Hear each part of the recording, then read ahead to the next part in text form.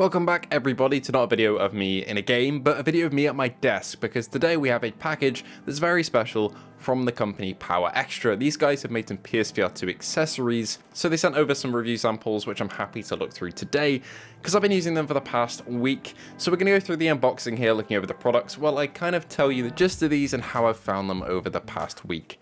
It consists of the PSVR2 charging station for the controllers, as you can see here in the box in all its glory, showing you how to operate it, all the different points about it. And it's your fairly standard blue and white PlayStation themed but off-brand box. Nothing really of note here. Next up we have the hard carrying case, which is actually the thing I'm most excited about. But first of all, let's start off with the PSVR2 controllers, because I also have the official charging station from Sony, and this thing is great, but it's a little fiddly to kind of get used to at the start, and it's a very bulky piece of kit in terms of its width.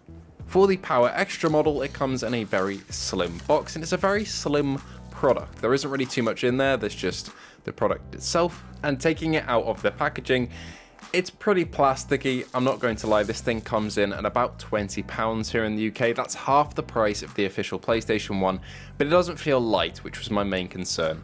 It does come with the proper charging adapting pins like the real one does from Sony. Of course, it doesn't plug straight into USB-C in the stand. You have these magnetic pins that then transfer charge, and you actually get 4 of them with this charging kit. You can see the original from the official Sony one on screen now, and the one on the left is the one from PowerExtra, so it's a way bit smaller, and it's got a circular design, not an oval one like the PSVR2 official one does. So you plug those straight into the bottom of the controllers just like you do with the official one. Plug in your charging stand via USB-C. It is a little fiddly and tight to get in and out there, but it's not too bad at all. And as you can see, you actually get 4 pins, as there are 4 holes to hold them. So if 2 of your pins end up dying on you, or 1 or 2 of them do, you can always replace them with the other 2, which is always great. It's good to have spares. They sit in nicely at a very different angle than they do in the official one. It does extend the width of the charging base by a fair bit, and I'd say it's comparable to the official charging base when they're actually on there.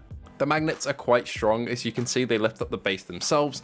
They're a lot stronger than the official Sony ones. I'm sure there's a reason for that the Sony ones are lighter, but these are pretty strong, so they're not going to fall out on their own, and they're not going to disconnect on their own. And plugging them in, you can see the light up there to indicate that it is indeed charging. So these things do work, and over my 5 days of testing, they have charged completely fine. I've checked the bottoms of the caps and the little connectors to see if there's any, corrosion or anything like that after playing for some longer sessions, and there wasn't any, so that's good. As you can see, removing the charging cable takes a little bit of hassle, as it is quite tight in there, as I said, but you can get it out. And here you can see a size comparison between the official one and the PowerExtra charging station. I actually found the official stand to be harder to slot the controllers into. They don't go in as strong with the magnets, so they don't really clip in like the PowerExtra one does, but it is Sony, so you are getting higher quality of course, but it is double the price. Overall, I'm pretty impressed with the PowerExtra one. It does its job, and if you're looking for something that's a little more close to your price range, it's a good option. Moving on, we have the product that I'm actually the most excited for, because I'm going to be moving around a fair bit over the next couple of months. I am starting university, so I'm going to need to take my PSVR2 around with me, and this is the perfect product for that if you're in the same boat. This is the hard carrying case, and it's actually rated for Quest Pro, Quest 2, and Pico headsets as well. Seeing that on the description, I was slightly worried about the size of this thing when trying to put PSVR2 into it, but we'll come on to that in a minute. With it, you get a little bag and some lens covers. I'm not sure if these were exclusive to me, just as a little goodie thrown in. That might be the case, because I can't see it on the Amazon listing that I'll link below, but they were thrown in with mine. I'm not sure if you would get those with the actual product though.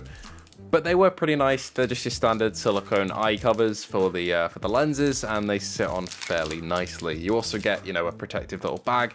I'm not quite sure what's meant to go in that bag. I couldn't fit the headset in there, but it did come with one, which is nice. So if you want to store anything else like cables or anything like that, go for it. As you can see, the silicone eye cover goes on fairly nicely. You just need to adjust your IPD to a wider setting than I have it on mine, because mine is the closest IPD setting, and it sits on nicely and covers them up. I actually have special prescription lenses that I have sitting on there that are blue light lenses, so I have them covered anyway, but if you want to cover them with something that's not, going to let any sun damage in, these are a good option. There are actual Velcro straps, which I couldn't really seem to fit round anything. I think you'd want to coil your cable up in there maybe, and keep it in place and keep it from moving around and twisting during transit. That's probably what that's really meant for, but I kind of sat it on top of the headset and tried to connect it up there. It did work fairly fine. I did manage to connect it, and the headset does sit very snugly in there, and I was slightly worried about that, but the actual case itself is made of very good material. It's very hard, and there is a bit of space for it to sit in there. If you're worried at all about it, as you can see, it presses down and it seems like it might not fit, but it does when you tie it up and you zip it all up. But yeah, if you are worried about that, I recommend putting some microfiber cloths over your, outside cameras or the front of the headset if you are really worried about scratching. But over the many times I've stored it in this case over the past couple of days, I haven't had any scratching, and it is shaped for the headset design and shape. So I think it's alright, to be honest. I'm going to be using this going back and forth from uni because it's got a nice little carrying case over the top, and it feels robust. It doesn't feel like it's going to come apart, which is always a good sign. This also retails at about £21.99, and for the price, it is a pretty good product if you're on the move and need to take your PSVR2 headset with you. Just remember to push it all the way in, don't leave it extended, otherwise it won't fit. But it also can go in with all your accessories like the VR cover comfort kit that you can see on the product right now. Anyway, I am actually fairly impressed with both of these products. They come in at a fairly cheap price. They both do their job pretty well. And although the official Sony charging stand, of course, is going to be better quality than the third-party cheaper option, the quality is actually pretty decent on that one. I can't speak for longevity because I've only had these for about 5 or so days, but for initial product design and quality, they feel good enough. As for the carrying case, this is actually my favorite product out of the two. I'm going to be using this one a lot because I'm going to be traveling with my headset, and maybe you want to consider picking one up if you're going to be taking your headset around with you too. Anyway, thank you all for watching. I hope you did enjoy this video. If you did, feel free to like and subscribe. I'll leave a link to both of these products in the description if you want to pick them up. And thank you, of course, to PowerExtra for providing these products for review. It's been a pleasure. Thank you all for watching, and I hope to see you in the next one.